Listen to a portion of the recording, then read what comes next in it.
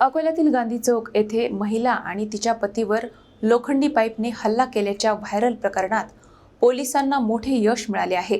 स्थानिक गुन्हे शाखेने फरार आरोपीला अटक करत पुढील तपासासाठी सिटी कोतवाली पोलिसांच्या ताब्यात दिले आहे। अकोला शहरातील गांधी चौक परिसरात घडलेल्या महिला मारहाण प्रकरणातील मुख्य आरोपीला स्थानिक गुन्हे शाखेने अटक केली आहे। 5 जून रोजी खरेदीसाठी आलेल्या एका महिलेला दुचाकीचा धक्का लागल्यानंतर झालेल्या वादातून आरोपीने महिला आणि तिच्या पतीला अश्लील शिवीगाळ करत लोखंडी पाईपने मारहाण केली होती। या घटनेचा व्हिडिओ सोशल मीडियावर व्हायरल झाल्यानंतर प्रकरणाची गंभीर दखल घेण्यात आली।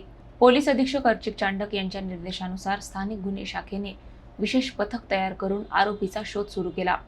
तपासादरम्यान आरोपीची ओळख मोहम्मद अमीर अब्दुल मजीद, वय वर्ष 36 वर्ष, राहणार अकोटफैल अशी पटली। आरोपीकडे मोबाईल नसल्याने त्याचा शोध घेणे आव्हानात्मक ठरत होते। मात्र गुप्त माहितीच्या आधारे पाचमोरी परिसरात सापळा रचून त्याला शिताफीने ताब्यात घेण्यात आले। दरम्यान आरोपी हा पोलीस कर्मचाऱ्याचा नातेवाईक असल्याच्या चर्चांमध्ये कोणतेही तथ्य नसल्याचेही पोलिसांनी स्पष्ट केले आहे।